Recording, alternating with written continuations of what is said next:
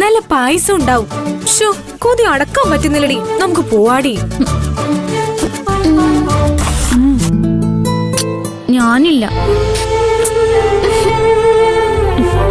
അർഹതയില്ലാത്ത സ്ഥലത്തേക്ക് വലിഞ്ഞു കയറി പോകുന്നതിനേക്കാളും വലിയ നാണക്കേട് വേറെ ഒന്നുമില്ല. ഷോ നല്ലൊരു ചാൻസ് നീ നഷ്ടപ്പെടുത്തുന്നത്.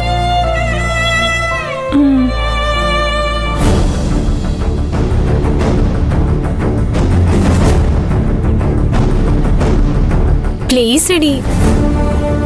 എന്താ അവിടെ?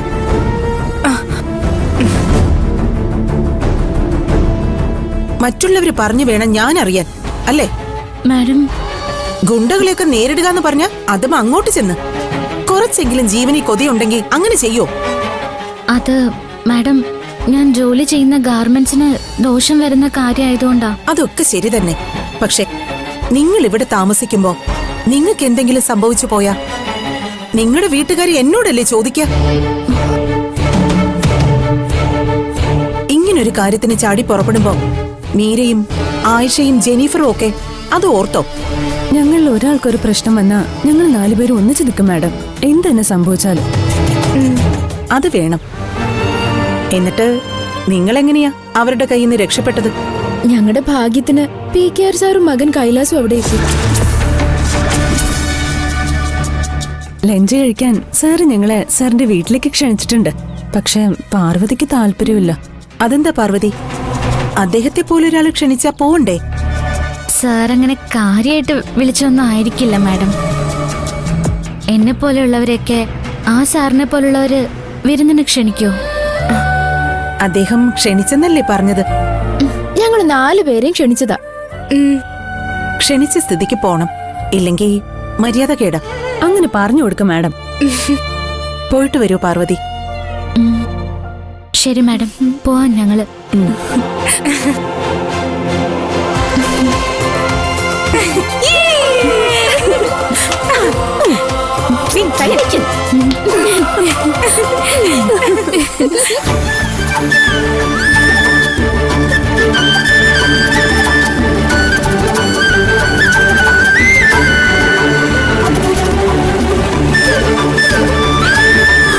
ഇവിടെ ഇറങ്ങിയോ?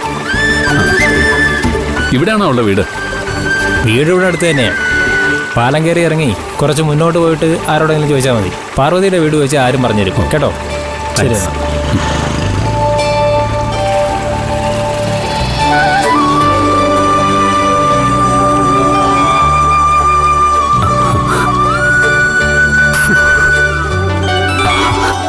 നല്ല സ്ഥലം. എന്ത് ഭംഗി ഈ നാട് കാണാൻ. സുന്ദരമായി ഈ നാട്ടിൽ ജനിച്ചു വളർന്ന പാർവതി സുന്ദരി ആയില്ലെങ്കിലേ അത്ഭുതമുള്ളൂ. പാർവതിയുടെ വീട് കണ്ടുപിടിച്ചാൽ മാത്രം പോരല്ലോ, അവളുടെ സൈക്കിൾ കൂടി കൈക്കലാക്കണ്ടേ.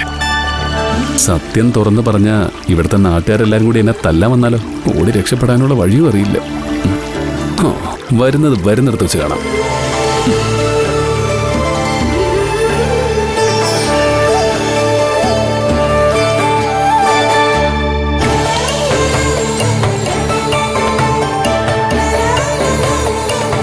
അവളുടെ വീട്ടിലെത്തിയ എങ്ങനെയെങ്കിലും അവളുടെ സൈക്കിൾ എടുത്ത് മുങ്ങണം. എന്നിട്ടത് പാർവതിക്ക് കൊടുത്ത നൈസായിട്ട് അവളുടെ മനസ്സിൽ കയറി പറ്റാം.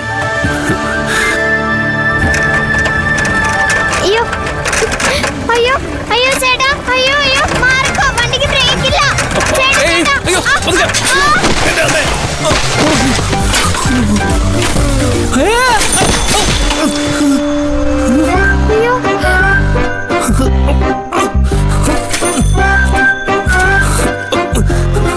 മോൾ എന്താ ഈ കാണിച്ചത്? നോക്കിയൊക്കെ വരണ്ടേ?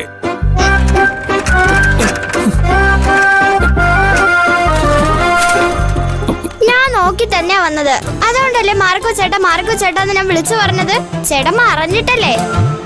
സൈക്കിൾ കൊണ്ടൊന്ന് ഇടിച്ചിട്ട് നിന്ന് ഡയലോഗ് അടിക്കുന്നു. കുട്ടി ആയതുകൊണ്ട് ഞാൻ വെറുതെ വിടുന്നു. മുതിർന്നവരല്ല ആയിരുന്നെങ്കിലേ കാണായിരുന്നു. കൂടുതൽ സംസാരിക്കാതെ പോവാൻ നോക്കേട്ടാ, ഞങ്ങൾക്ക് ക്രിക്കറ്റ് കളിക്കണം.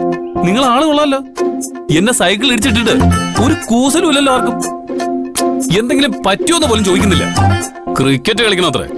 കുട്ടികളായി പോയി, അല്ലെങ്കിൽ നിങ്ങളുടെ ചെവി ഞാൻ പൊന്നാക്കിയാനെ. ചേട്ടൻ കുറെ നേരമായല്ലോ ഞങ്ങള് കുട്ടികളെന്ന് വിളിക്കുന്നു. കാണാൻ ഞങ്ങള് കുട്ടികളായിരിക്കും, പക്ഷേ ഈ നാട്ടില് പല കാര്യങ്ങൾ തീരുമാനിക്കുന്നതും നടത്തുന്നതും ഞങ്ങളാ. വിശ്വാസം വരുന്നില്ലെങ്കിലേ ആരോടെങ്കിലും പോയി ചോദിച്ചു നോക്ക്. ഈ നാട്ടിലെ കാര്യങ്ങളൊക്കെ തീരുമാനിക്കുന്നത് നിങ്ങളായിരിക്കും അല്ലേ? മുട്ടയെന്ന് വിരിഞ്ഞിട്ടില്ലല്ലോ.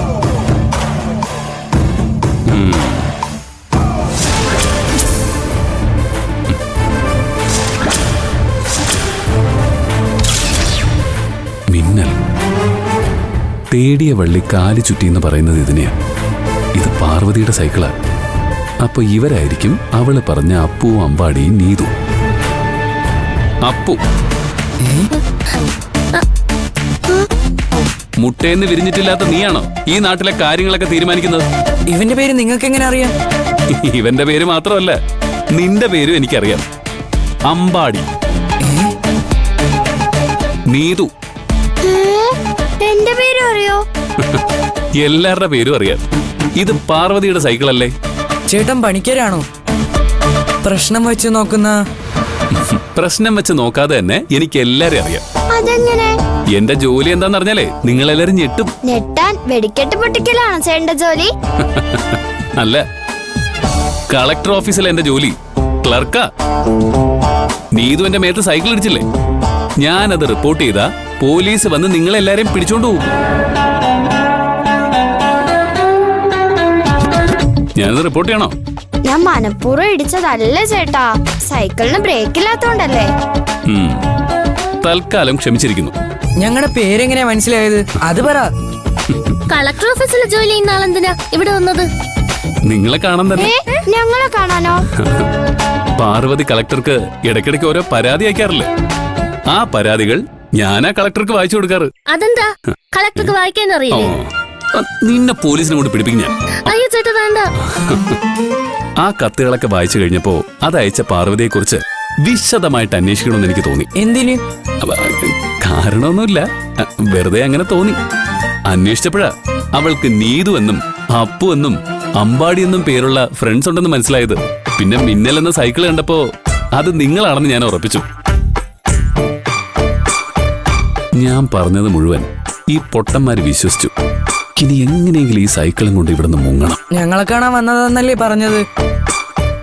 എന്തിനാ ഞങ്ങളെ കാണാൻ വന്നത്? അത് ഞാൻ പറയില്ല, സീക്രട്ടാ. ഞങ്ങൾക്ക് കുഴപ്പം വരുന്ന കാര്യമാണോ? കുറച്ച് പ്രശ്നം തന്നെയാ. ശ്ശോ. പേടിക്കണ്ട, ഞാനില്ലേ, എനിക്ക് നിങ്ങളെ ഒരുപാട് ഇഷ്ടപ്പെട്ടു. അതുകൊണ്ട് നിങ്ങൾക്ക് ഒരു കുഴപ്പവും വരാതെ ഞാൻ നോക്കിക്കോളാം. ഇതും കൊണ്ട് ഇവിടുന്ന് മുങ്ങാൻ എന്താ ഒരു വഴി?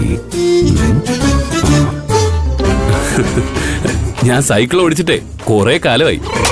ഈ സൈക്കിൾ കണ്ടപ്പോ കേറിയിരുന്ന് ഓടിക്കാൻ ഒരു ആഗ്രഹം. ഇത് പാറുന്റെ സൈക്കിളാ, ഇതിൽ ആരും കയറുന്നത് അവൾക്ക് ഇഷ്ടമല്ല. എന്നിട്ട് നീ കയറിയതോ? എന്നെ പോലെയാണോ ചേട്ടൻ? അവിടം വരെ ഓടിച്ചിട്ട് തിരിച്ചു വരാന്ന്. പറ്റില്ല, ഞങ്ങൾ സമ്മതിക്കില്ല. എന്നെ സൈക്കിൾ ഇടിച്ചത് ഞാൻ റിപ്പോർട്ട് ചെയ്താ പോലീസ് വരും. ചേട്ടൻ റിപ്പോർട്ട് ചെയ്തോ? പോലീസ് ഞങ്ങളെ പിടിച്ചോണ്ട് പോയാലും ഈ സൈക്കിളിൽ കയറാൻ ഞങ്ങൾ സമ്മതിക്കില്ല. ഇങ്ങോട്ട് തന്നെ മാറിപ്പോ. ശിവന്മാരുടെ തൂരടവും നടക്കും തോന്നില്ലല്ലോ. ഇനിയിപ്പോ എന്താ ചെയ്യാ? ചേട്ടൻ പോയി, ഞങ്ങൾക്ക് ക്രിക്കറ്റ് കളിക്കണം. പാർവതിയുടെ സൈക്കിളെ ഓടിക്കാൻ തരുന്നില്ല. അവളുടെ വീടെങ്കിലും നിങ്ങൾ എനിക്കൊന്ന് കാണിച്ചാ. അവളുടെ വീട്ടിൽ പോയാലും ചേട്ടന് സൈക്കിൾ കിട്ടാൻ പോകുന്നില്ല. സൈക്കിൾ ചോദിക്കാനല്ല, പിന്നെ നാട്ടിലെ പ്രശ്നങ്ങളെ കുറിച്ച് കളക്ടർ ഓഫീസിലേക്ക് ദിവസവും പരാതി എഴുതി അറിയിക്കണമെങ്കിൽ അവൾ നല്ല ധൈര്യശാലിയായിരിക്കും. അത്രയും ധൈര്യശാലിയായ ഒരു മകളെ പെറ്റുപോറ്റിയ അച്ഛനമ്മമാരെ നേരിട്ട് കണ്ടൊന്ന് അഭിനന്ദിക്കാനാ. എന്നാ ഞങ്ങൾക്ക് ഓക്കെ, നേരെ പോയാ മതി. നേരെ പോയിട്ട് ഇടത്തേക്ക് തിരിഞ്ഞ് വീണ്ടും നേരെ പോയാ മതി. ഇതിലൂടെ പറ്റോ? എങ്ങനെയെങ്കിലും അവളുടെ വീട്ടിൽ പോയി ഈ സൈക്കിള് പൊക്കണം. അപ്പൊ ശരി.